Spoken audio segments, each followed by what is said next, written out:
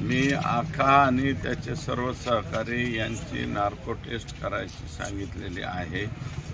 दुसरा असं आहे की 2 महिने झालं तरी कृष्णा आंधळे अजून फरार आहे आणि अशोक मोहितेच्या प्रकरणामध्ये जे आरोपी होते ते कर्नाटकमध्ये पकडलेले आहेत आणि ते कृष्णा आंधळेचे मित्र आहेत। म्हणजे मी अजूनही म्हणतो की ह्या आका आणि त्यांच्या गँगचा माज संपलेला नाही।